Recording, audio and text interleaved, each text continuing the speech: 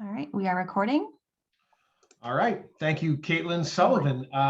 Good evening, ladies and gentlemen. My name is Rob Champetti. I have the privilege of being serving as our Zoning Board of Appeals Chairman. And with me this evening is the board members whom I'll introduce in a moment. But I want to take a moment while we're waiting for folks to log on to introduce others from the planning department that are also on this evening. For those that may be unfamiliar with the Zoom version of the Zoning Board of Appeals hearings or any public hearing in Newburyport.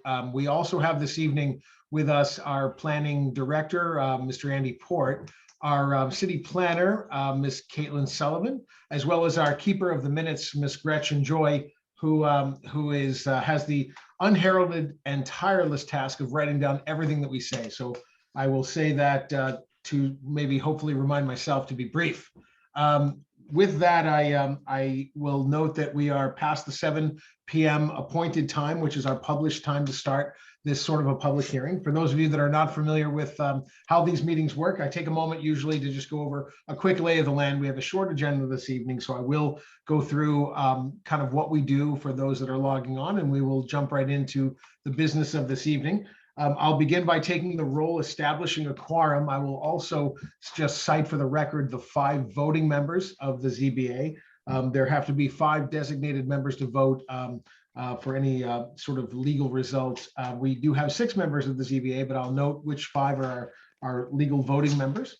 Once we've established a quorum, we'll go through the agenda. And if you're not familiar or perhaps haven't seen the agenda, you can simply go to the City of Newburyport's website or just Google City of Newburyport Zoning Board of Appeals. You can click onto the agenda. There are live links to all of the materials for every application that we're hearing this evening. That said, Mr. Port, our planning director, will be putting up all of the materials as we are speaking of it in real time, so that anyone who's following along can see exactly what all of the board members are seeing, know what we're referencing. So rest assured, you don't need to necessarily have access to that. You can simply just watch your screen and you'll see what we see.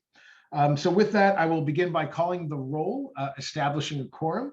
We'll get into a couple of business meeting requests for minor modifications. These are permits that have already been granted who are coming back before us to request a slight or maybe not so slight modification to the permit that we granted them. We take care of that business first, and then we will get into the public hearings for this evening. Our public hearings are 28 Liberty Street, Unit 5, and 44-46 Beacon Avenue.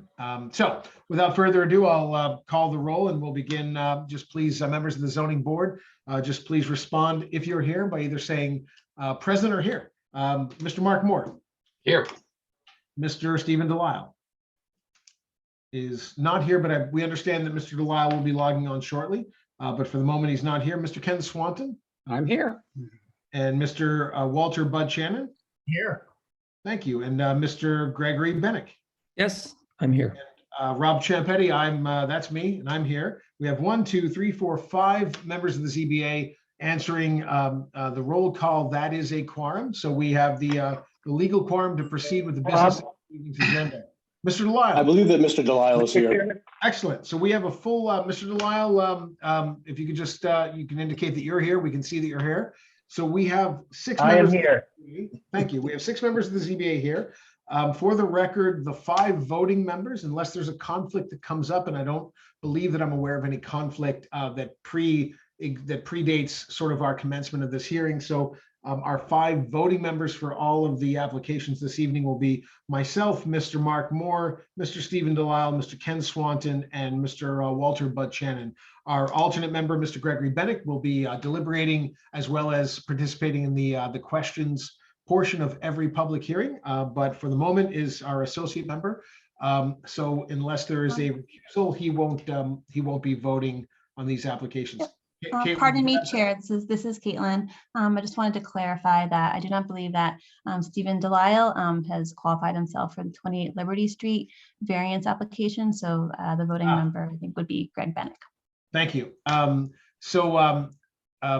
Delisle, you're is that I assume that's correct. I did listen. I did listen to the matter, but it's fine. I think it probably is better continuity for Mr. Bennick Okay. to stay on that and vote the vote. Thank you for reminding me of that. So in that's the matter of 28 Liberty Street is a continuation of a previous public hearing. Mr. Bennick has been our voting member on that. So as to the matter of 28 Liberty Street, Unit 5, our 5 voting members will be myself, Rob Ciampetti, Mr. Mark Moore, Mr. Ken Swanton, Mr. Walter Channon, and Mr. Gregory Bennick. So with the exception of that application, the other application 4446 will be the 5 voting members that I'd mentioned, and Mr. Bennick will remain an alternate. So having sort of established that housekeeping matter, we will get into the sort of first matter this evening, request for minor modification. Before we do, I always just try to take a quick moment and hyper light speed through the lay of the land, so anyone who might be logging on who is unfamiliar with how these meetings work understands sort of what's the flow, of how we do our business. So with every application, including the requests for minor modifications, which come at the beginning of our hearings, I will begin by reading the application by just some, reasonable descriptor, whether it's the label of the application, the applicant's name, the address, and a brief description of what they're applying for or seeking.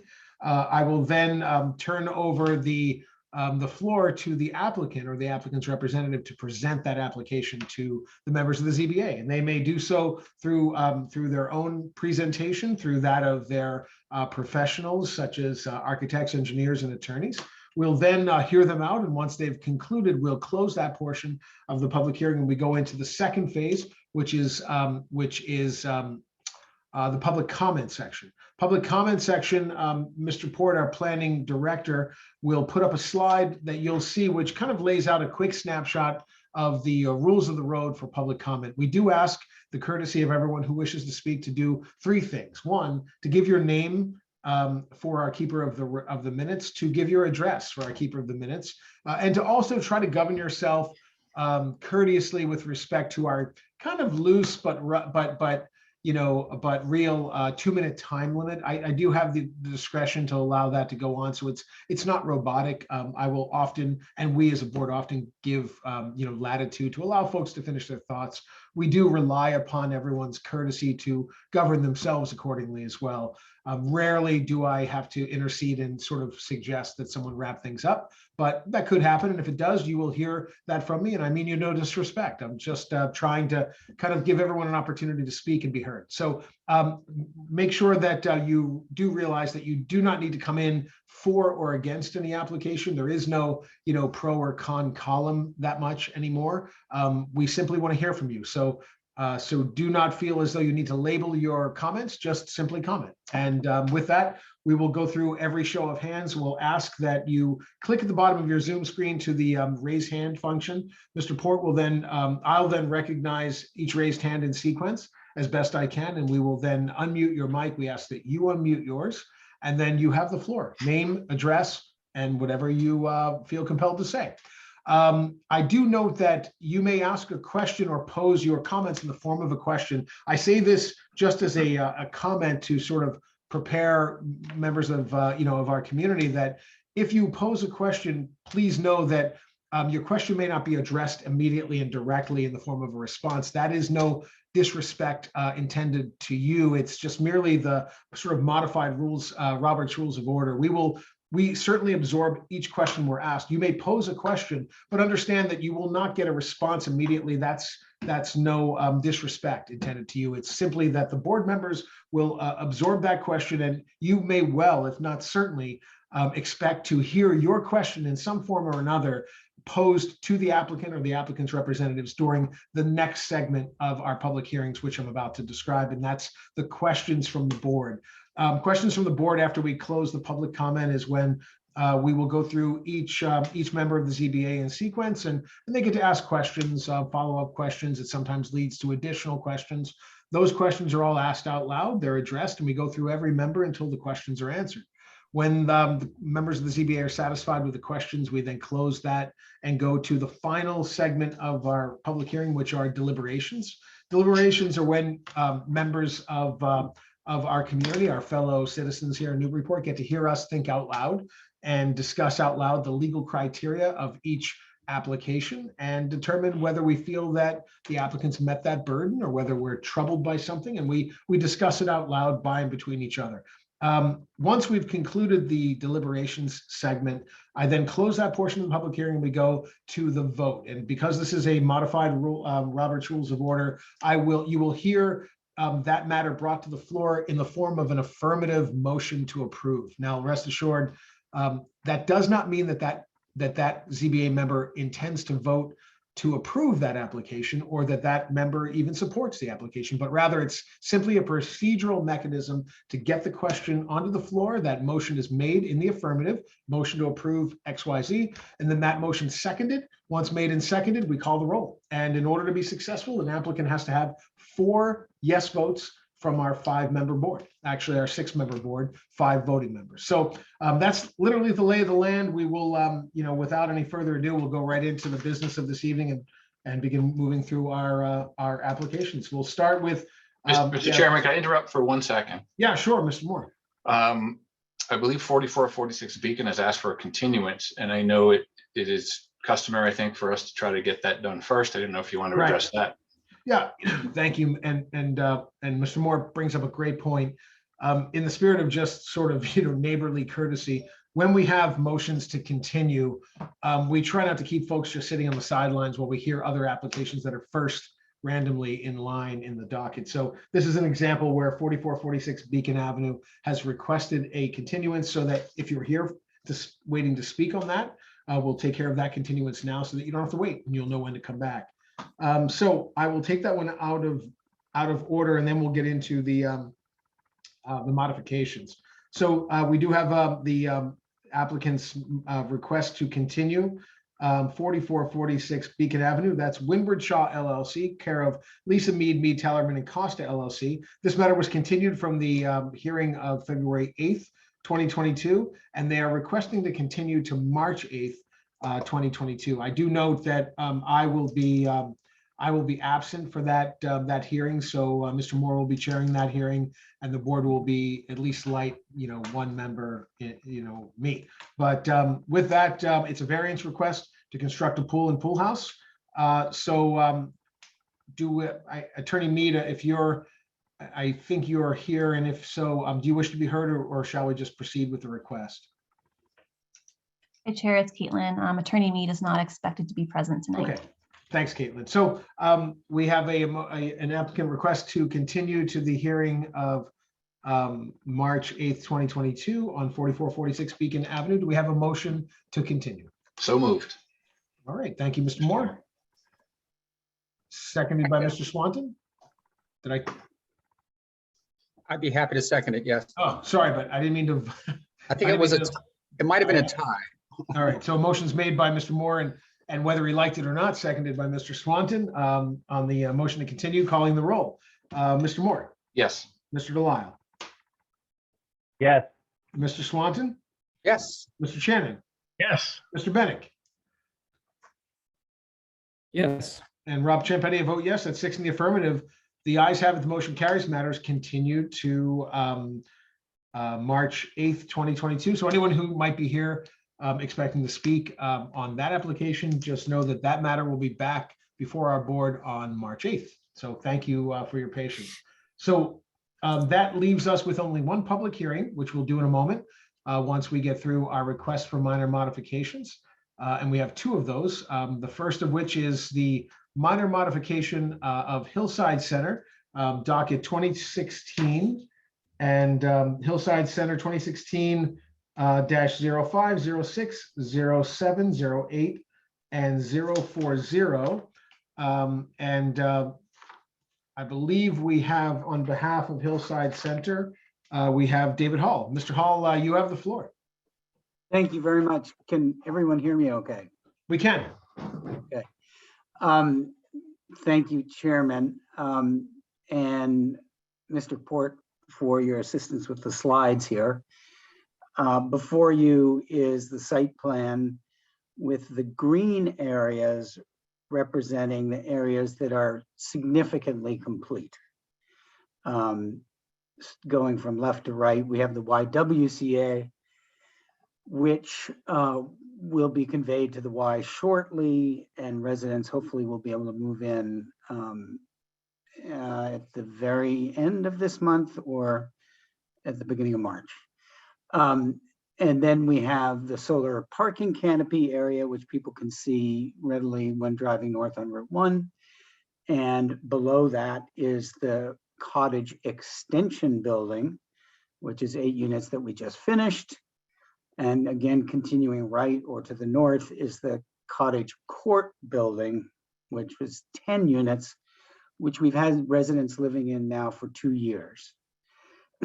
So with the information that we've gathered in having residents there, and also learning a lot more about the geology and the hydrology of the site, we've come up with some ideas that I think are very productive and headed in the right direction for a number of reasons, which I will get into. You can see the 4 blue dialogue boxes here. I don't know if people can people read that okay on their screens?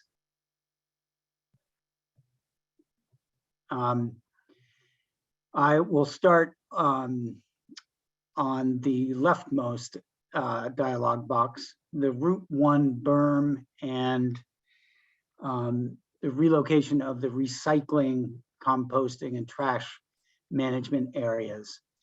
To be quite candid with you guys, I have not liked the appearance at all of how the solar canopies look from Route 1. And so it is our intention to berm and plant along Route 1 a substantial buffer that we will elaborate more on momentarily. And then again, to the right across the top, Fireman's Walkway is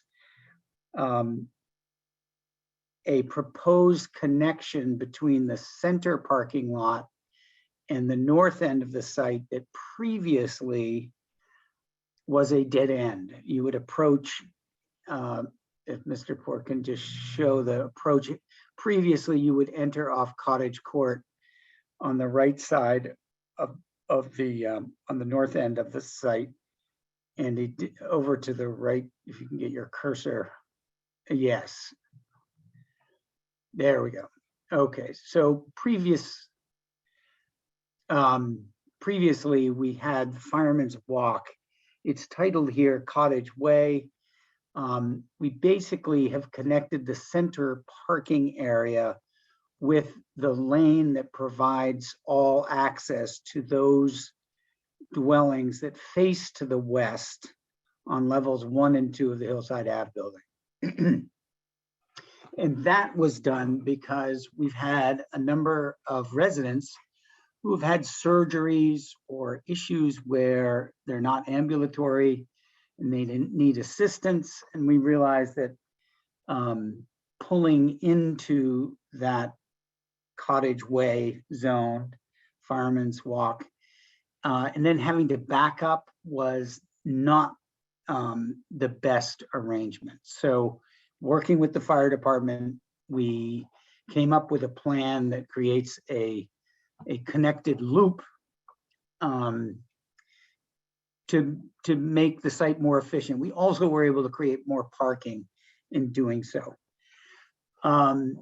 The other 2 dialogue boxes, I can't see I can't see the bottom 2 dialogue. There we go.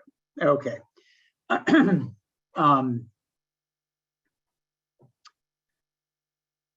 Okay, South Rise and Hillside Ave buildings.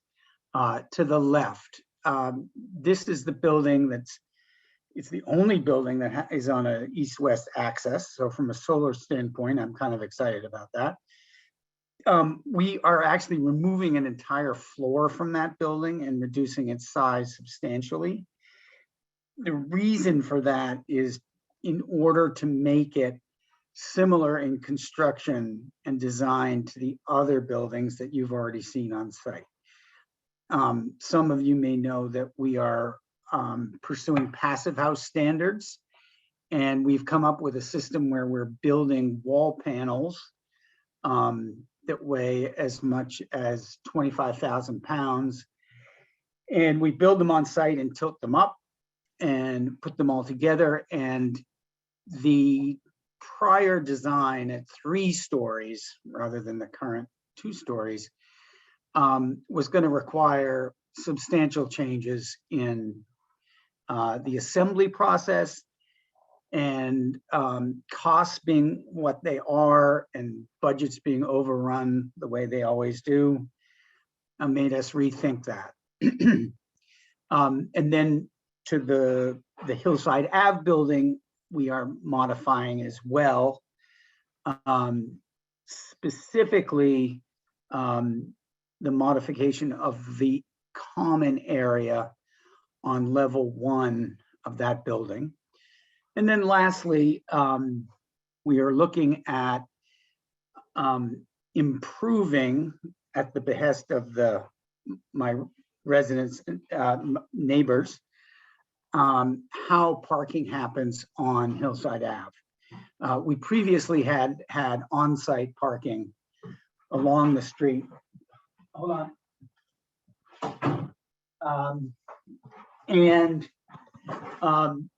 We have been trying to improve the relationship of steep driveway approaches to Hillside Ave.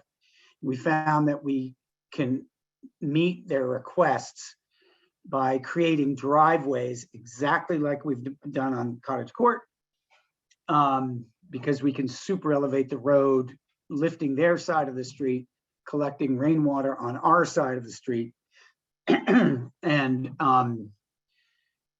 making the site, I think, much more attractive and effective for the users.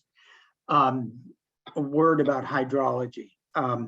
The watershed we're dealing with is approximately 8 acres. All of it comes down like an amphitheater into the center of the site plan and then goes through a 12-inch pipe under Route 1.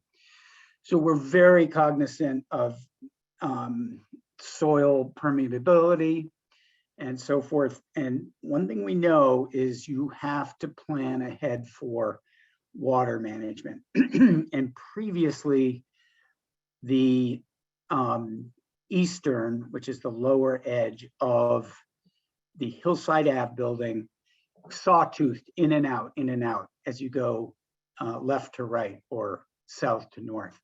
And we need to make that a flat foundation wall. We're not diminishing in any way the setbacks granted, but it's a waterproofing strategy that is extremely important on this particular site. Okay. So Andy, why don't we scroll down to the next. I'm now going to just highlight for each of you these 4 areas which we got approvals from the planning board on, and that I want to make sure the zoning board is properly informed of. On the left is as permitted. That's a 3-story building. We're reducing it to just 2 stories as requested in the modification. The data we had for the survey work of that very steep embankment going up to the cemetery was weak. So when we replotted it, we realized that we really need to kick the building to the north slightly away from Highland Cemetery. So we've twisted the building clockwise, if you will, a bit.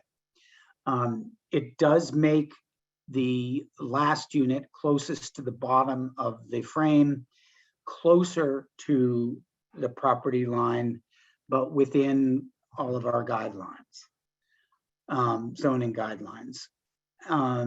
So that's a substantial reduction in scale and mass of that building, and shifting it clockwise a little bit on its setting into that slope. The next slide, there you have the view of what we had proposed at 3 stories and what we are asking for now in the way of modification. Now I think we can move on, and Andy, to the next. That's the view of this, which you'll never see from the Hillside Cemetery. Bear in mind that you look down, you'll be looking down on this building from the cemetery now that it's just 2 stories. So it creates an interesting and less imposing communication with Highland Cemetery. And then the next slide is really inconsequential. That's the elevations of east and west ends. Let's move to the next topic, which is the specifics of the circulation request that I worked with the fire department on. On your left, you can see the greenhouse with a north-south access, and it had a multi-purpose sort of shoulder season space on the south end of it. And you can see that Fireman's Walk dead-ended right into that building. So we've reduced the greenhouse space, and we were able to fan this lane of access, which is special purpose access only. So we now can connect the north end entrance with this central parking area and exit, so that if an ambulance, a fire department, what have you come in, they can enter and exit readily.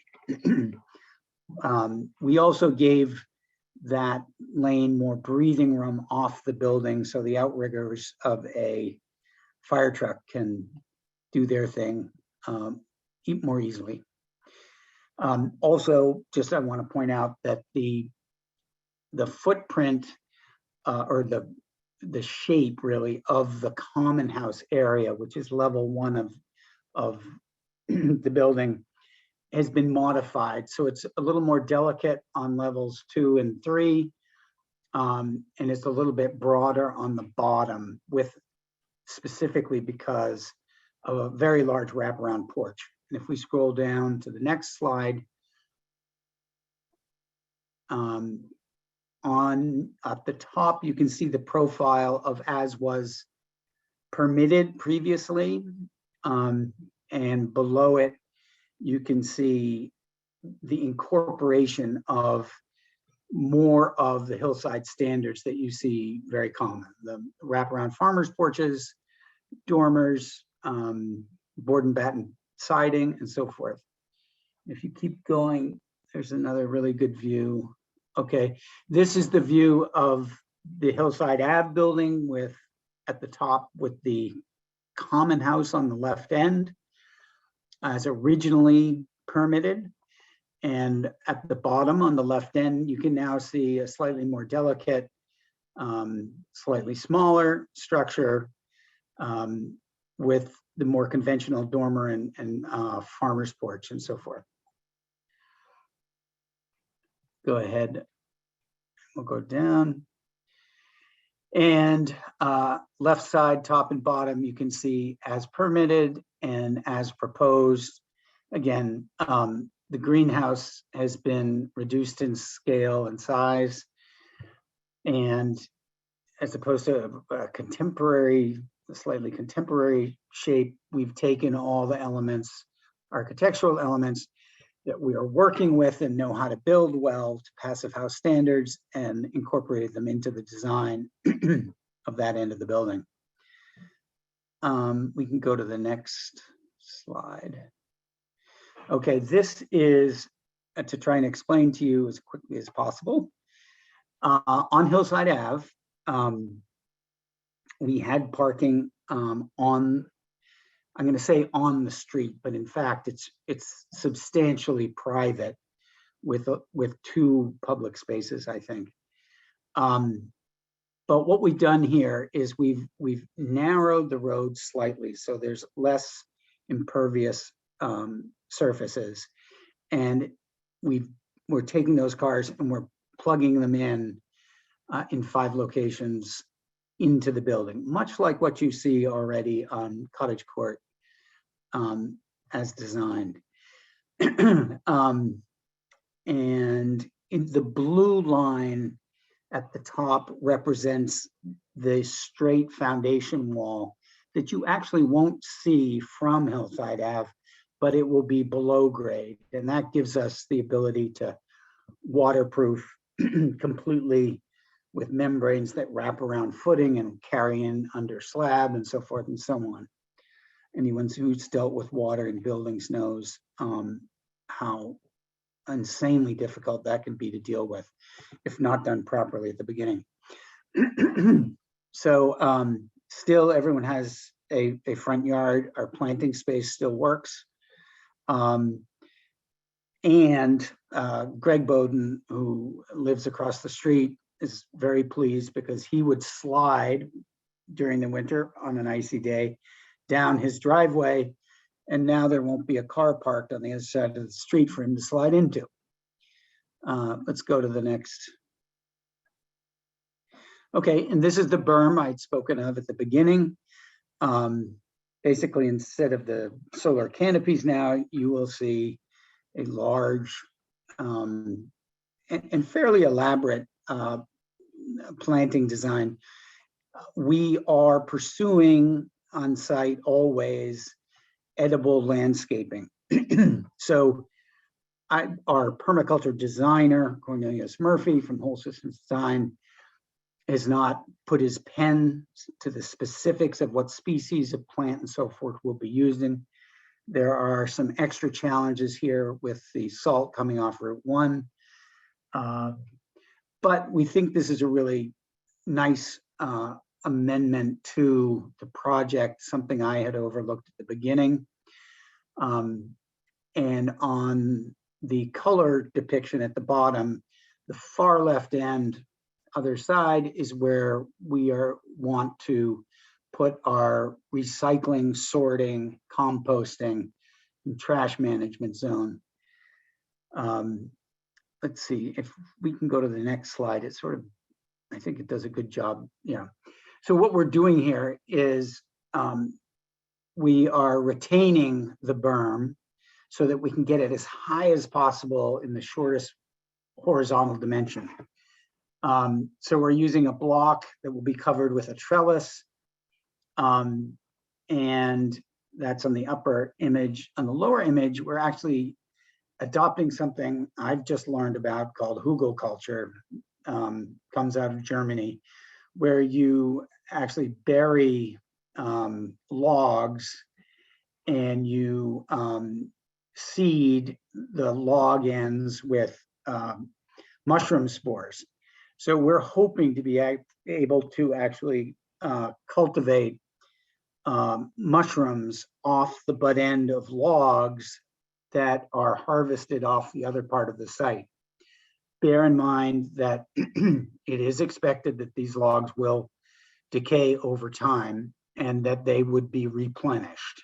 And they'll be set in such a way so we don't have to disturb the plantings when we do that.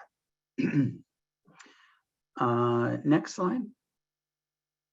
Oh, my wife says it'll be when hell freezes over that I finish this project. And as you can see, we're well on our way. This image actually, I think, is interesting because we found a groundwater spring essentially on the northeast corner of the site. And so what we've done with solar driven power is we collect the groundwater, send it up to the top of the sculpture and let it cycle down through, and we leave it going all winter because we think it's really interesting. It makes for a transforming fixture on site that people really get a kick out of. All right, so that was really quick. There's a lot of information there, but let me try and answer any questions if you haven't. One quick, really important thing. No, we are not increasing the number of units. We are decreasing the size of the project by, I think, 6 bedrooms here, and by approximately 7,000 square feet total.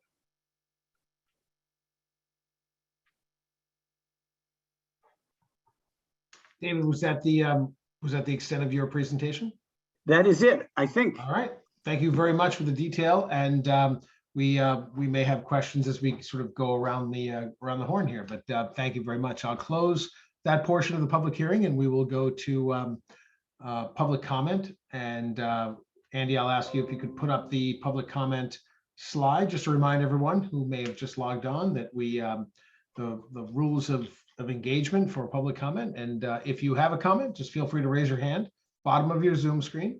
I will see it. We will recognize you by name, and we'll just ask you to unmute your mic and speak your mind.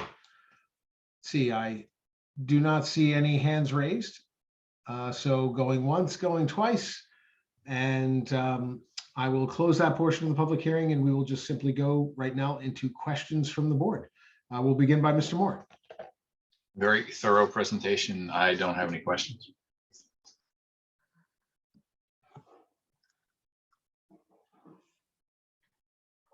Thank you, Mr. Moore. Let's see, Mr. Delisle, any questions? Thank you, Mr. Chairman. I thought this was a thorough presentation also, and I have no questions to ask. Very good. Thank you, Mr. Delisle. Mr. Swanton, any questions from you? Yeah, I just have one. Slide 7, if you could put up slide 7.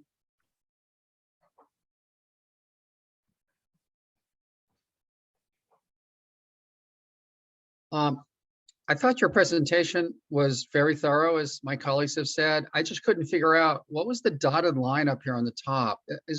Wasn't there something approved up there the first time around? Yes, it was the manner in which it was presented architecturally was a little awkward. And the silhouette you see is the profile of what was permitted. Now, I can't speak for the architects, but the patterning was the same, but for the common house area. And the other, we have the eastern elevation and the southern elevation, but for some reason, this western elevation doesn't give us details. It just gives us the scale and the massing of what had been permitted. You'll note significantly that the greenhouse in the foreground there is has been eliminated. We have a 90,000 gallon roof rainwater cistern under that building that still will exist under the parking area. So I apologize for the lack of detail on that one. Oh, it's fine. Thank you. I really, as my colleague said, it was pretty thorough. I don't really have any other questions. Thank you. Thank you. All right. Let's see, Mr. Bud Shannon. Thank you, Chair. I had one question. Maybe you can put the slide up that shows the overall lot. I think you had mentioned that one of the buildings along Hillside Avenue was rotated so that the most northern piece of it was closer to the lot line. Did I hear that correctly, or did I pick up something? No, it actually wasn't the Hillside Ave building. It was the South Rise building, which is our east-west axis building, vertically on the left end of your screen. Okay, so yeah. When you rotated that building, what was the setback to the lot line originally, and what is it now? Well, so there was, previously it was only 10 feet, and within that 10 feet, there was an egress way, a pathway. So we've enlarged that. I think it's 14 feet now, and there's no walkway. And then on the southern end of that building, it was 30-something feet.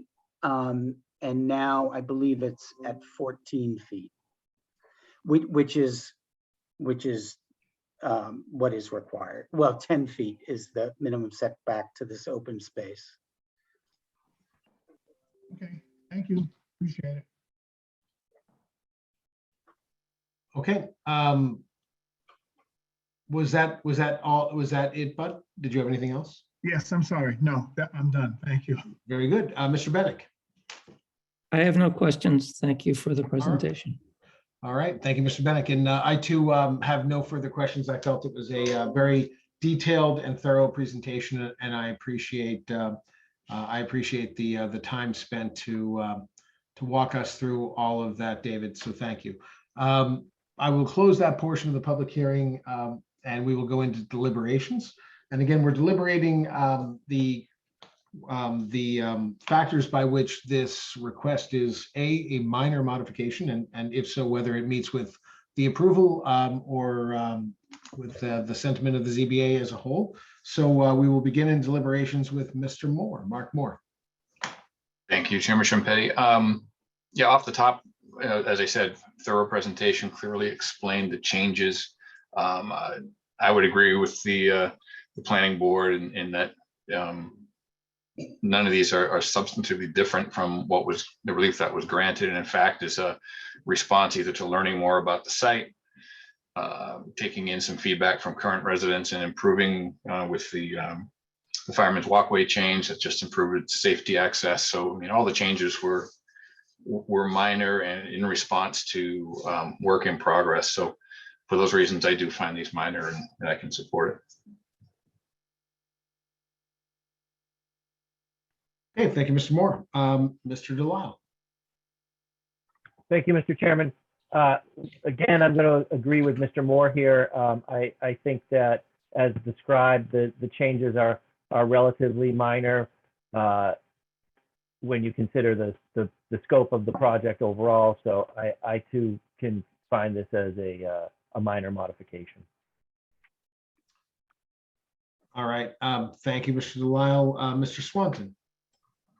Yeah, I concur. I think Mr. Moore described a lot of it that I agree with. I would just add that I'm happy to see some of the reducing and massing as well that's going on. This is a big project, and so I would add that to it. And that, and all the reasons Mr. Moore said, I too can support this project. All right. Thank you very much. Moving on to Mr. Shannon.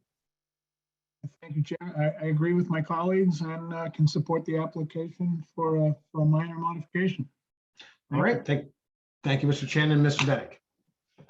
I echo the comments of my colleagues. I would support the application.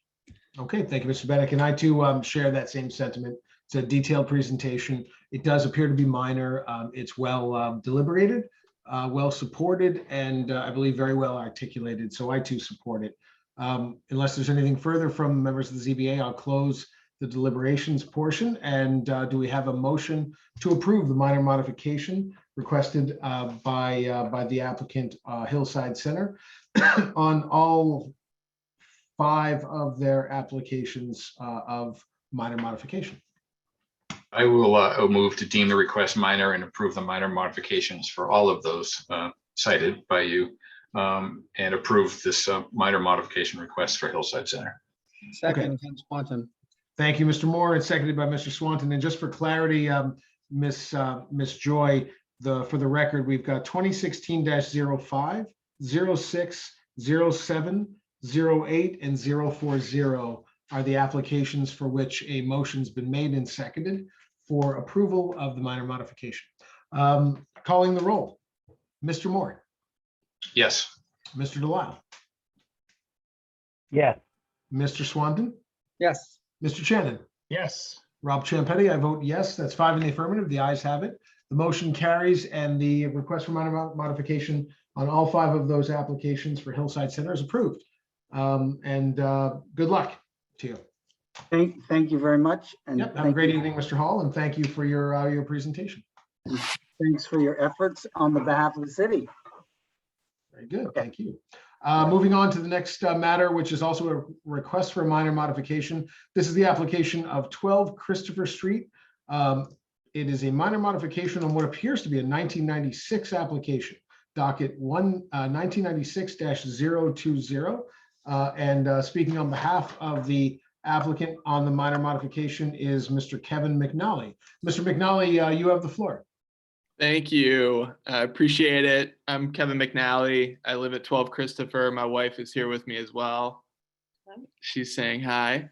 Hopefully our presentation is a little less robust, but we are looking to make a minor modification for the 1996 variance on 12 Christopher Street.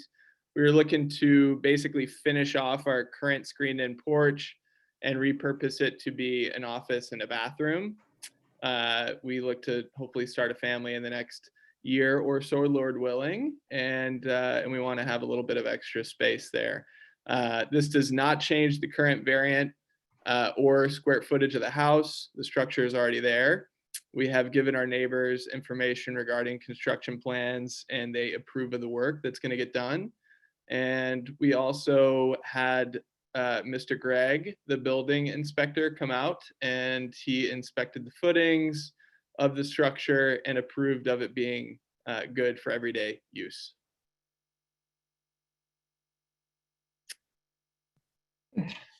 And just to provide a little bit of context for the pictures that you're seeing, so essentially our house is white vinyl, and we are going to match that as well for the exterior of the screened-in porch that we're finishing. Yep, and that is basically a better shot of it. So current state on the top, ideal state, what it's going to look like after the project is completed on the bottom. Okay. All right. Thank you very much, Mr. McNally. We'll, unless there's anything further, we'll close the presentation portion of the public hearing and go into public comment. And again, we'll just put up the slide if we could, Caitlin or Andy. Thank you. Yeah. Anyone who wishes to. Yeah, sorry. Just I don't know if this is technically needed to be said, but the bottom is currently lattice. We're going to finish that off with hardy board, and obviously it'll all be insulated as well. Okay. Thank you, Mr. McNally. So the bottom will be cementitious, hardy type material. Correct. Yep, it'll be up to code. Great. Thank you very much for that. Okay, so now we are entering the public comment section. Anyone wish to speak in connection with this application, just kindly click the bottom of your screen. The raised hand will recognize you, open your mic, and invite you to speak your mind. Seeing no hands, going once, going twice, still seeing no hands, I will close the public comment section of the public hearing and go right into questions from the board, and we'll begin with Mr. Moore. Any questions for the McNallys? I don't have any questions. All right, thank you, Mr. Moore. Mr. Delisle. Thank you, Mr. Chairman. Mr. McNally, with regard to the windows that are going to go into the finished or the proposed finished screen porch, are they going to be windows that are similar to what's in the house currently, or could you give us a little bit more information there?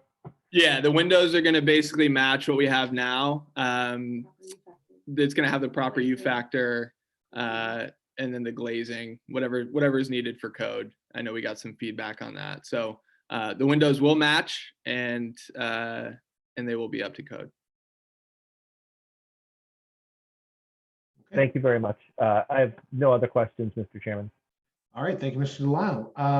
Mr. Swanton. No, I have no questions. All right, thank you, Mr. Swanton. Mr. Shannon.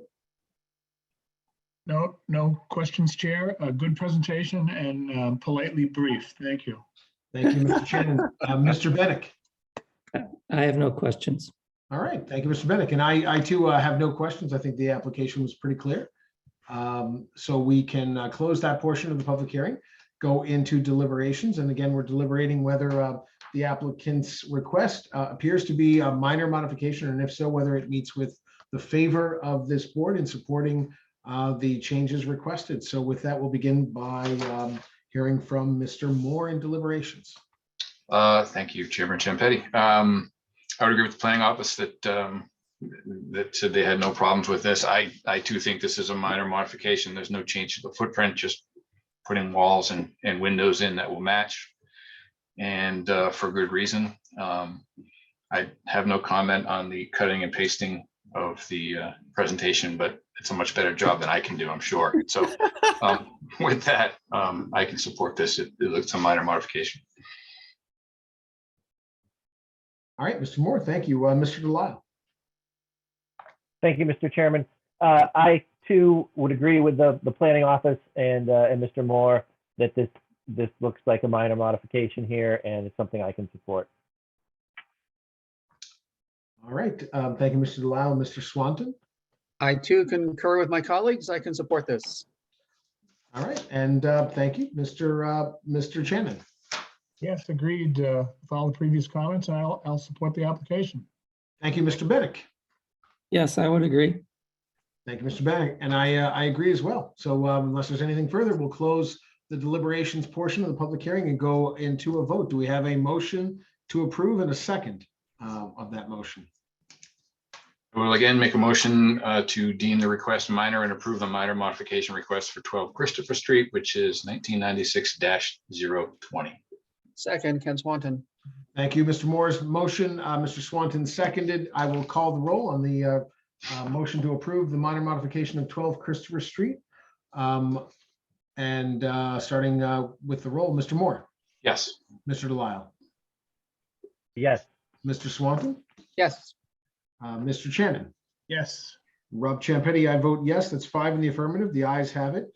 The motion carries, and the application for minor modification approval is approved. So Mr. and Mrs. McNally, good luck to you, and congratulations. Best of luck with your project and your family. Thank you. Thank you all very much. Have a good night. Have a great night. Okay, members of the ZBA, that concludes our public. That concludes our initial portion of our public hearing. We'll now go into the formal hearing applications, the public hearing section. We have only one application before us this evening. This is the application of Derek Lively, 28 Liberty Street, unit number 5. This matter, as you may recall, was continued from the hearing on February 8th, 2022. It is an application under docket 2021-57 to construct a second-story deck and stairs within the required side yard setback. And we will hear in continuation from the applicant and the applicant's contractor. I believe we're hearing from Mr. Jeff Sconti as well as Derek Lively. Mr. Sconti, Mr. Lively, I'll let you pick, but you gentlemen have the floor. Excuse me, Chair, this is Caitlin. Wanted to draw your attention. We have a request for special permit extension for 3 Darlington Street first. Oh, let's see.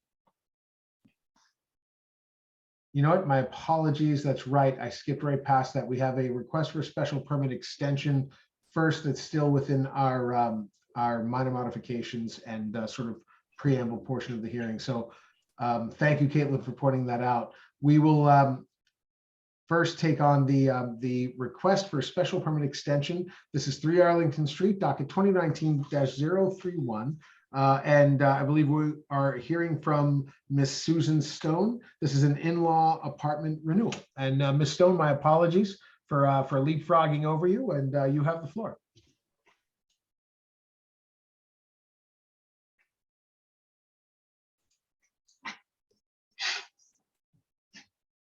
Miss Stone, you'll want to just unmute your mic at the bottom of your Zoom screen, and you have the floor.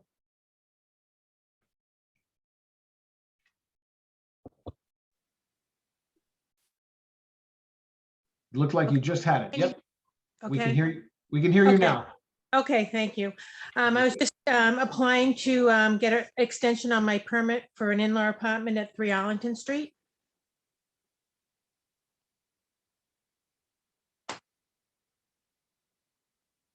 Can you hear me? Yep, very good, Ms. Stone. Since this is a renewal of an in-law, an extension of a special permit for an in-law apartment, if you could just kindly just offer the board members and myself just a little bit of detail on the continuation, family members, et cetera, who will be occupying it, just so that we can ensure that the criteria is met and you can be as brief as you need to be. I am living in the in-law apartment and in the front house. We had done this with my son who passed away in August, but my daughter is now going to be moving into the house, so it'll still be family in the front house and family in the back. Okay, thank you, Ms. Stone, and our condolences to you and your family on your son's passing. Very sorry to hear that, but certainly we appreciate the detail that you've shared, and unless there's anything else, I can go ahead and move through the rest of our hearing process. Was there anything else you wanted to add? No, I think that's all. Thank you. Very good. Thank you, ma'am. Okay, so we'll close that portion of the public hearing and we'll go to public comment. And this is again a special permit extension on an in-law apartment on 3 Arlington Street. If we could just put up the public comment slide, if anyone wishes to speak in connection with the request, we'll ask you to unmute your mic and we'll certainly hear from any member of the public who wishes to speak. Seeing no hands, going once, going twice, I will close that portion of the public hearing and go to questions from the board, beginning with Mr. Moore. Any questions? No questions for me. Thank you, Mr. Moore. Mr. Delisle. No questions here either. Thank you. Thank you. And Mr. Swanton? None here either. Mr. Shannon? Thank you. No questions, Chair. Mr. Bennett? Thank you, Mr. Shannon. No questions. Thank you, Mr. Bennett. And I too have no questions. So we'll close the questions from the board portion of the public hearing and go into deliberations. The criteria is simply whether the applicant continues to meet the legal criteria under the special permit requirements for an in-law apartment.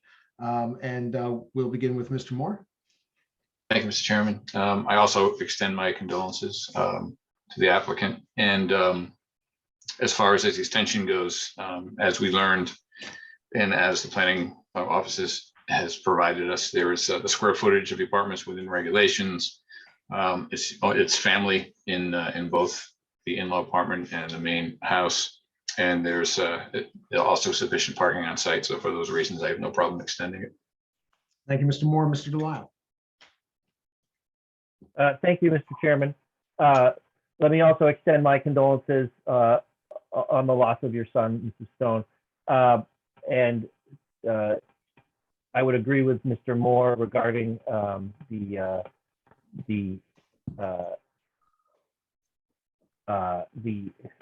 extension of the in-law apartment special permit, that the factors that need to be met have been met, and I can support this application.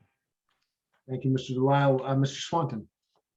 I too concur with my colleagues on everything they said to the applicant, so I can support this. Thank you, Mr. Swanton. Mr. Shannon. Yes, I agree with all the previous comments and will support the application for the extension. Thank you, Mr. Shannon. And Mr. Bennick.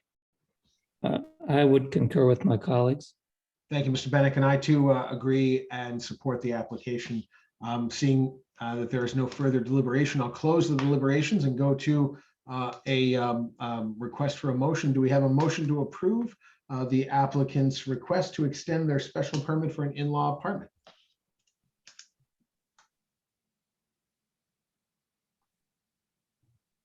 This is Mr. Delisle. I'll make the motion to extend the special permit for an in-law apartment for 3 Arlington Street, matter 2019-31.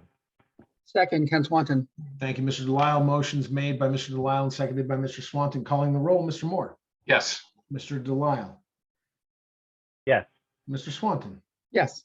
Mr. Shannon. Yes. And Rob Champetti, I vote yes. That's 5 in the affirmative. The ayes have it.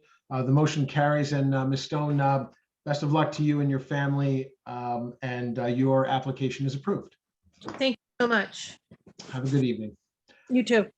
All right, moving now back to the public hearing of 28 Liberty Street, number 5. I'll just reread that quickly. This is the application of Derek Lively, 28 Liberty Street, unit number 5, a continuation of the hearing dated February 8th, 2022, docket 2021-57. It is a request for the construction of a second-story deck and stairs within the required side yard setback. And again, just to restate, we have Mr. Derek Lively, Mr. Derek Lively as well as Mr. Jeff Sconti presenting on behalf of the applicant. And gentlemen, you both have the floor.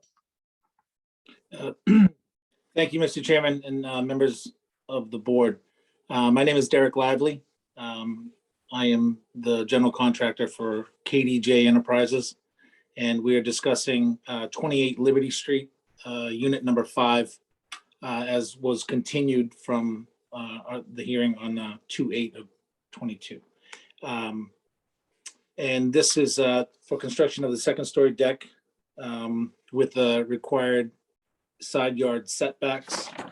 And I'd just like to go over some of the slides that we have, if we can. We were originally asked, let's see, who's working the slides here? Can we go up? Or is this the first one? Oh, I'm sorry. Yep, no, we were there, I think. Okay, yeah, so this shows the original proposed deck. We were asking for a 14 by 16 to provide outdoor space for the unit in question. And we were asked to, make it more in line with some of the other space and other decks, square footage wise, that were along the back of the building as well. Jeff, you can feel free to pipe in here and let us know exactly what the relation was and what we've done. Sure. When we looked at the sizes of all of the other decks, which we'll see in the upcoming slides, they range from 188 square feet to about 111 square feet for an average of 156.3. And so we are asking for something that is in line with that, which is actually 160. So it's in line with the rest of the other decks within the building unit.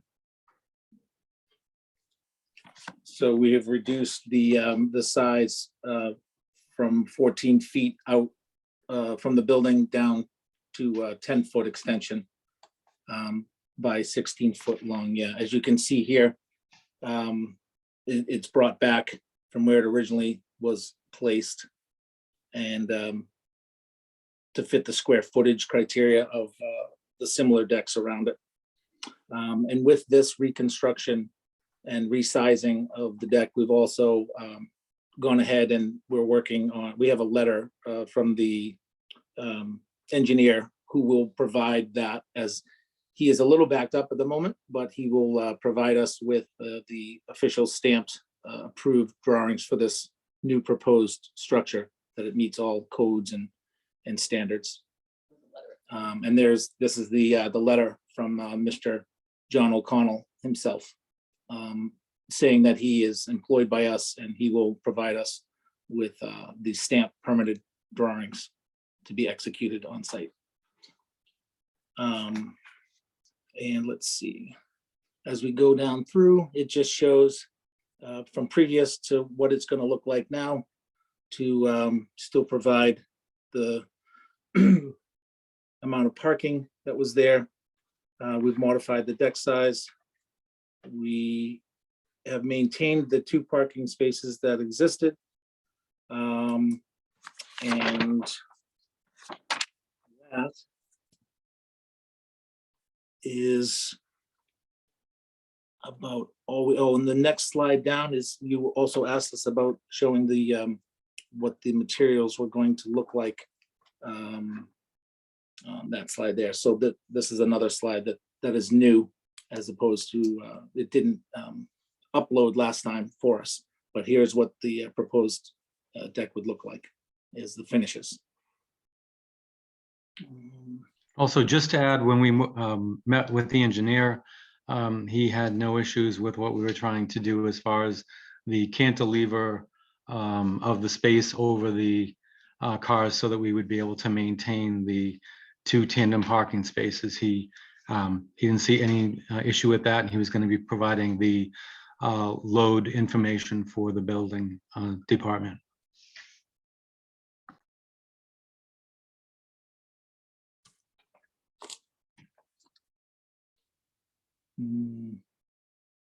Let's see. Let's see if we can go up to a different slide. Can we go up and get a side view? I forget which number it is.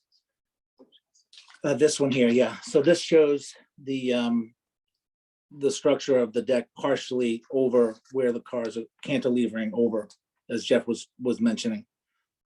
So this view is a good view that we will maintain the height and clearance as needed, as well as the distance for parking and egress as well from the rear of the building.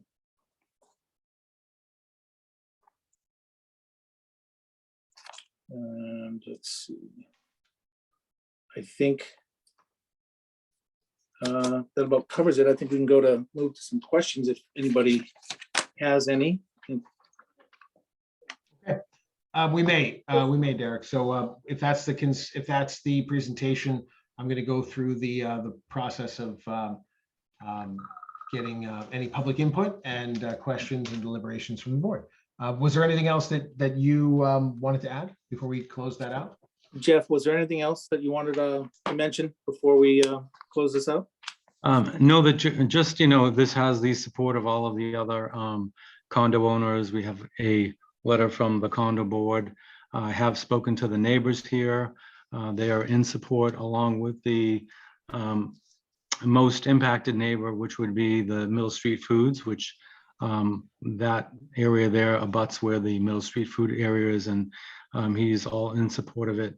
So there has been no negative reaction to wanting to do the deck. It's actually been very favorable. Okay. All right. Thank you, gentlemen. We will close the presentation portion of the public hearing and go to public comment. Anyone who wishes to speak in connection, please just raise your hand. We'll recognize you and give your name and address. Seeing no hands, I will go once, go twice, close that portion of the public hearing and go into questions from the board. I will begin by Mr. Moore. Any questions? Thank you. And we leave that slide right up. I just wondered if the applicant could do a little more explanation of how the deck is secured to the building. Not that it's our purview, but I'm just curious. I'm just curious because with the hand-drawn detail and the letter we got, I just wanted to hear a little bit more about how this would work. Yep. So he has, John has some fasteners that we will be creating to the main beam along with the footing supports, as you can see on this drawing, that run perpendicular with the building on the outside of the building. It'll be fastened both at the building and also the detail will come from him as far as lagging into the CMU block that's there as what we would consider a ledger board or some kind of takeoff cleat from the side of the building to extend out no more. It's about, he has it at about 60%, where the second beam would pick up the support and only cantilever over a few feet with brackets that tie in to the main beam and to the framing of the deck. Okay. Thank you. I don't have any other questions. Okay. Let's see, Mr. Delisle.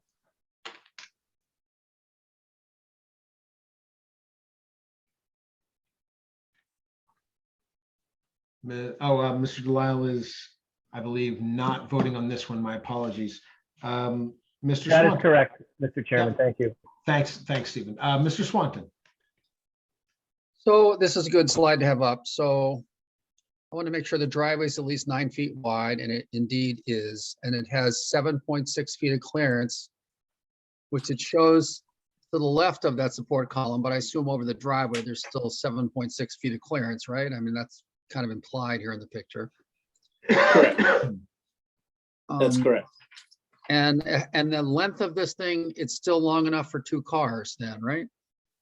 Yes. The driveway.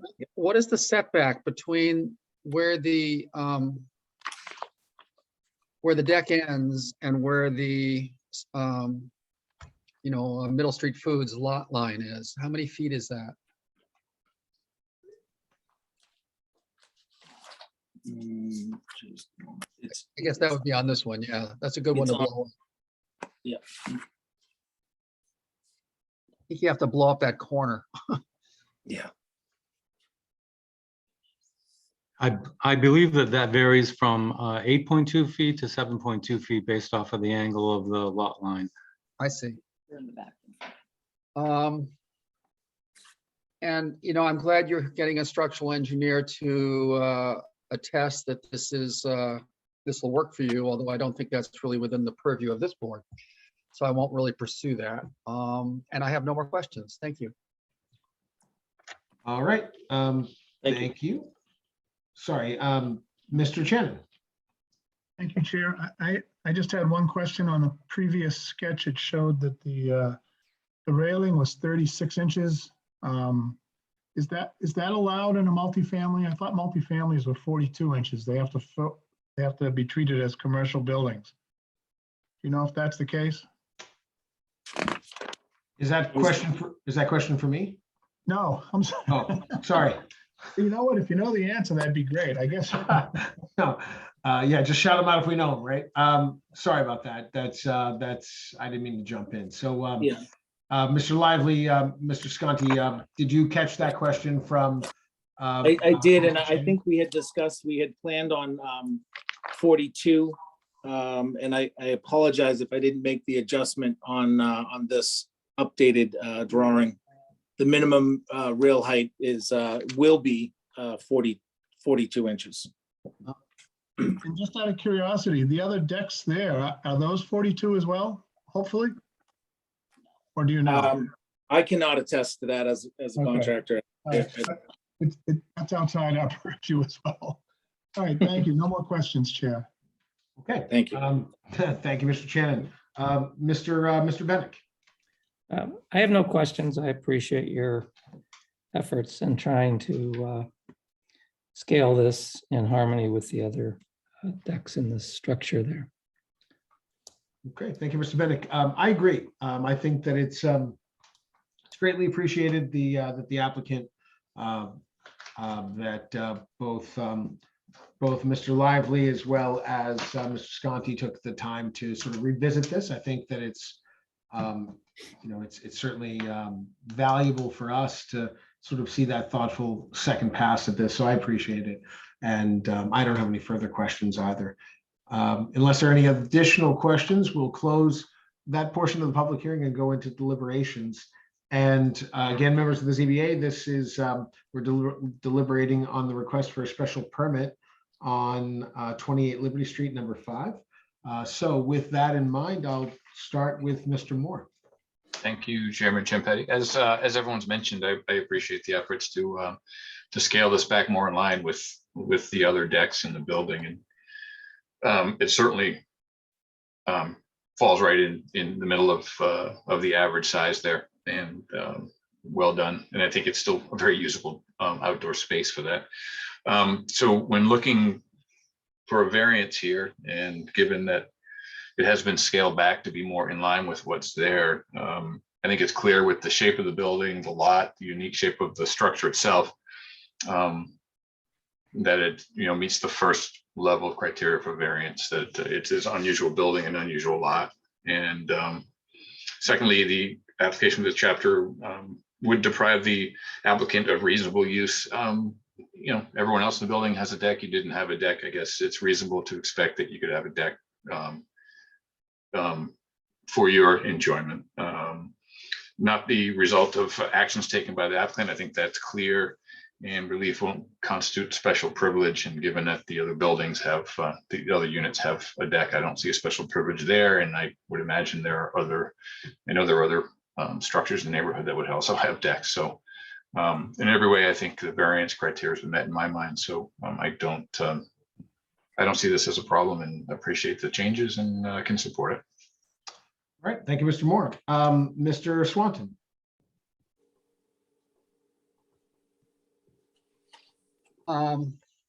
Yeah, I mean, I often have a hard time with variances. But in addition to everything that Mr. Moore just said so eloquently, this thing is just a deck. If it was an addition, I would have an issue, but it's a deck. And it's similar to the other decks in the building. So even though it's a variance, and I usually have a hard time with variances, it's just a deck. I can support it. All right, thank you, Mr. Swanton. And Mr. Bennett. Yeah, Mr. Moore has nicely walked us through the criteria for granting a variance. I agree with his analysis, and I find that the criteria have been met here. I also, I think we all are impressed with the reduction in the size. I'll point out, I think what we all like to see in a case like this is the neighbor support. And there's another factor here, and that was, I believe at the last hearing, we were advised that there was previously a deck here. So all that being said, I find that the criteria for variance have been met, and I would vote to approve this project. All right, thank you, Mr. Bennett. And I share that sentiment. I feel the applicants have met the burden, and I appreciate the revisit. What about What's Does that? Mr. Chan get to chime in on Oh, this? did I skip Mr. Shannon? Did I skip you? I apologize. Go ahead, Mr. Shannon. It's funny. I have a shortened screen in front of me, so the participants it's cut off. So normally I see you staring right at me, front and center, so I can't miss you. You're not a missable guy. So I apologize for that. Yep. My all wife means. hears that. I'm not missable. Yes. You're not missable. I mean that in the best possible way too, for sure. No, I can support this application for all the reasons given. And again, I appreciate that the applicant kind of listened to the board with our previous meeting and made the changes, I think, that let us now support the application. So I can support it. Thank you. Very good. All right. And I too share that same sentiment and can support it. So I will close that portion of the public hearing. And so we'll ask the members of the ZBA if we have a motion to approve in a second on the applicant's request for a special permit on the application of 28 Liberty Street, number 5. I will make a motion to approve the variance application for 28 Liberty Street, Unit 5, application number 2021-57, with a condition that was recommended by the planning office, that a condition that a clear driveway width of a 9-foot minimum, and as on the plans it shows it's over that, but we want to make sure a clear driveway width of 9 feet minimum and a 7'6" minimum clearance above is required to maintain parking. Second, Ken Swanton. Okay, motion's made by Mr. Moore with the conditions as written, and seconded by Mr. Swanton. Calling the roll. Mr. Moore. Yes. Mr. Swanton. Yes. Mr. Shannon. Yes. Mr. Bennett. Yes. Rob Champetti, I vote yes. That's 5 in the affirmative. The ayes have it. The motion carries with the addition of the condition, and the application is approved. So Mr. Sconti, Mr. Lively, congratulations and good luck to you and your client. Thank you very much. Have a good evening. Okay, so moving now, that concludes our business, our public hearing business that's on the agenda this evening. We will now go into our business meeting. The first matter on our business meeting this evening is a request to withdraw the variance on 156 State Street, variance docket 21-1. Do we have a motion to approve the applicant's request to withdraw without prejudice the variance application? You get out of the meeting? You gonna stay in? Mr. Chairman, I'll make that motion. Motion to withdraw the variance application for 156 State Street, VAR-21-1. Very good. Second, Ken Swanton. Thank you, Mr. Swanton. Motion's made by Mr. Delisle, seconded by Mr. Swanton to approve the applicant's request to withdraw without prejudice the variance application of 156 State Street, docket 21-1. Calling the roll, Mr. Moore, Yes. Mr. Delisle, Yes. Mr. Swanton, Yes.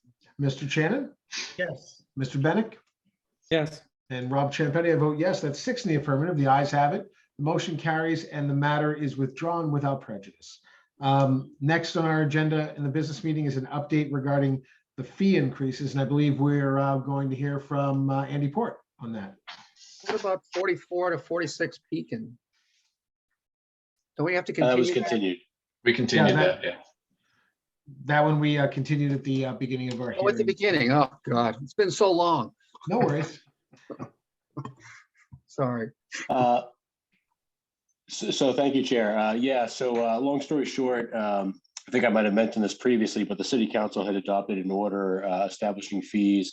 I should actually state, rather than establishing, reiterating the fees that were in place last year.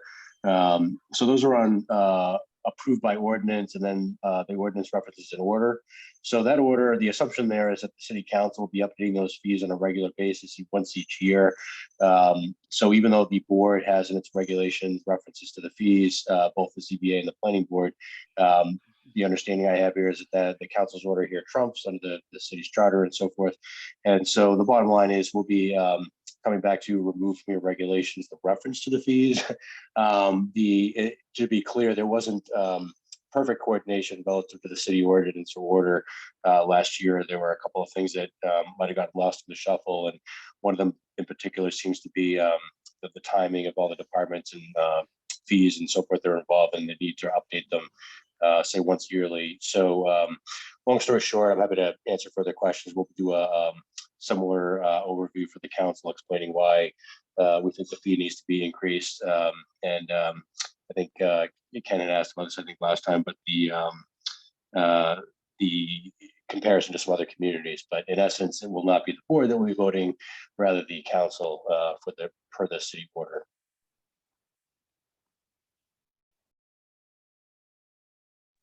Okay. I don't know if there's any questions or otherwise. I don't know. Anyone have any questions? We'll start there and see if we have any comments at all. But Just to be clear, we never really had a say in what the fees were going to be anyway, because No, I think it's pretty typical actually. The boards and their regulations establish those. However, based on the charter and the city council's order, that trumps in this instance. So effectively, the city council has decided to set what was described last year as every city fee, departments and boards at once. I'm not sure whether that was actually 100% comprehensive. It's possible that some things got missed in that shuffle because there's quite a lengthy order involving all those fees. While they did, I think, capture most of it, there's a few things that might be out of alignment. And I suspect that other departments and boards may have a similar concern about the mechanics of updating their fees, given a once a year cycle through the council. So we'll bring that forward and presumably part of another fee package. And I'm coordinating with the finance director, but we're trying to basically eliminate any consistencies. But in this instance, I think it just makes sense to remove reference to the fees for the applications from the board's regs and just leave it to the city ordinance. Okay. Okay. Any other questions or comments? All right. Hearing none, do we, so Andy, when would these go into effect? So we have probably going to take a few more months because of, like I said, the assumption was that there would not only be once a year update to the fee schedules and timed with the budget cycle generally. So it's probably in a couple of months from now would be the earliest we would see that brought forward. And again, we're talking in the order of from a $200 filing to $250, something in that order of magnitude, nothing substantial. But again, it would take several months to go through the update process. Okay. All right. Thank you. Any further comments or questions for Andy before we move on? maybe it'll be a form of demand control. Our meetings will go down in size just because of the fees. Yeah. If only that were true. They would have to go up, Mark, they would have to go up a whole lot. Andy, anything you want to add while you have the floor on updates from the planning director?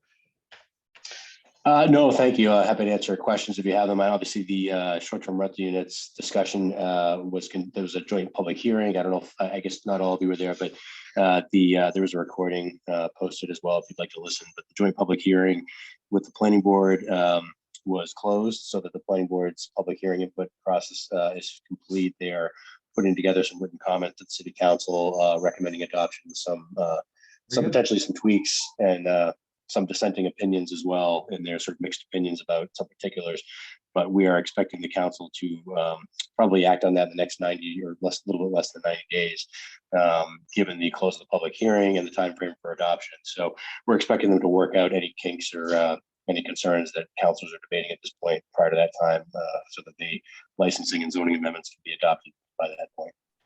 All right, thank you, Andy. Okay. Finally, and I have no further updates from the chair, so we will do our last piece of business this evening, which is approval of the minutes. Gretchen Joy's minutes of February. Could I just ask a quick question? Is Sure. there any, now that the mask mandate is off in the town hall, is there any update on when boards like us are going to start meeting in person again? Yeah, we're actually doing a test run right now. The equipment, my main concern at this point is the audio, just making sure that the audio that everyone hears is adequate. So that and the room reservations. So because we had some issues last year with room reservations. So basically at this point, we're doing a test run to the audio. If the audio works well with the so-called owl cameras, or if we need to buy any additional microphones, we would then circle back to ask the board if they'd like to meet in a hybrid fashion. Typically, we would anticipate doing it at the senior center in the downstairs function room rather than at City Hall, as the board might have been used to previously.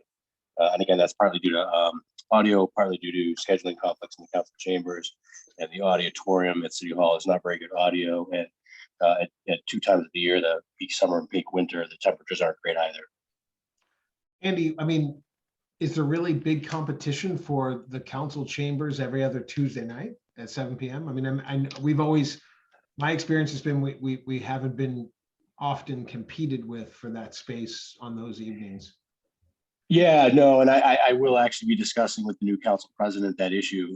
It was a snag we ran into last session, but that may not be a problem now. The issue that we had was there were a fair number of board and committee meetings or subcommittee meetings, and there was some concern there, given that they have custody over the council chambers. There was concern that if we were to book those rooms, as we do twice a month for the ZBA, if not the planning board, that may take away options for councilors who are rely upon that as their space for meetings. My feeling with that, it was just that if a reservation is made in advance, the notices have been given, it's understandable that we should be able to continue to use that space, and perhaps the committee meeting could be relocated elsewhere. But we do want to make sure that that's not a problem. So I will confirm that with the current council president, and I have updated the mayor as far as the efforts we're making to make sure that everything runs smoothly for everybody. So once I do that, yes, there is a possibility of that. The 2 things I would know with that are, one, I can't say absolutely at this point. I have to just close that loop. And 2 is this is sort of a general reminder that under the opening meeting law, we're supposed to try to provide enough space for everybody that may want to attend meetings. So in the chance that you have a large hearing, although that doesn't necessarily happen often, we have had, occasionally over the years, larger hearings. We're expected to schedule and use a room, meeting space that's large enough to handle the anticipated capacity, of people that may be coming. So for that reason, the chamber sometimes tips that threshold where folks really would have to wait out in the hallway, and that could be perceived as a violation of the open meeting law. So, so for that reason, that's one reason why we have looked at the senior center as well. But yes, I do think that we should be able to work that out in my opinion. All right. I mean, I'll just share my sentiment is that I would like us to try to bias that effort toward, returning to the council chambers, with the exception of the evenings when we anticipate it being a capacity beyond the chambers. But, it just, the equipment's there, the venue's there. I don't think there's any great gravitas about being at City Hall, but it's sort of the home of all these boards and commissions and city councils. So it would be great to kind of feel more normal if we were just all back in that space. versus bounced around between the, senior center, which is certainly a very fine venue and newer, and other places. But I will leave that to you and just keep us posted. Thanks. Thank you, Sharon. I agree with you, by the way. It certainly would be easier for us if it was across the hall from our office as far as setup and whatnot. So Yeah. I will endeavor to do that. Yeah, I mean, I guess, let me, to boil it down, and I'll just speak for myself as just one member. Do your best to not let them bounce us. Agreed. Thank you. So I don't have anything further on that. And if there's nothing further, let's get into the approval of the minutes. Take a motion. One follow-up. What's that, Steve? Could I just have ask one follow-up question of Andy? Yeah, just of a course. clarification, really. Is the live meeting or in-person meetings, would that be fully in person where the members of the public are also coming in person and we no longer are on Zoom in any capacity? No, actually, the expectation right now is that we're maintaining the hybrid aspect so that folks who, whether it's board members or applicants or abutters that were not able to attend the meeting in person would also be able to connect remotely. Okay. I think it would be quite a that, leap, I think, given where we've come with the pandemic to then remove that aspect of public participation. Sure. No, that's sensible. Understood. Thanks. All right, thanks, Stephen. If there's nothing further, we will move on to the final matter, which is approval of the minutes. We have the minutes of Ms. Gretchen Joy of February 8th, 2022. Any comments, requests for revisions or changes? And if not, do we have a motion to approve? So moved. Thank you, Mr. Swanton. Motion's made. Do we have a second? Seconded. All right, thank you, Mr. Moore. Motion is made and seconded with no changes to the draft minutes of 2/8/2022. Calling the roll, Mr. Moore, Yes. Mr. Delisle, Yes. Mr. Swanton, Yes. Mr. Shannon,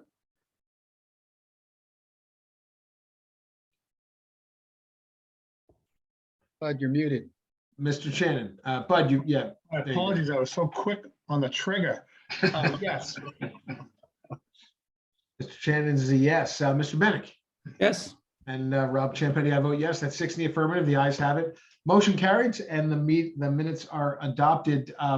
Thank you guys very much. And this was a fairly brisk meeting, so I appreciate it. Caitlin, Andy, Gretchen, thank you as well. And we'll see you in 2 weeks. Actually, just to note, I will be out for the next hearing, and I'll be in classes. So that one is going to be in the capable hands of Mr. Moore. So I will leave you guys to it, and I'll see you when I get back. And have a great week, everyone. Thanks, You Rob. too. Thanks, everybody. Oh, wait a minute. Do we have a motion to adjourn? Oh, so moved. Moved. All right.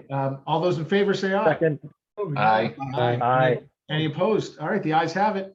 Motion carries and the meeting's adjourned. Have a great night, guys. You too. Night, guys. Good night, all. Thanks, everyone. Bye-bye. Nice evening.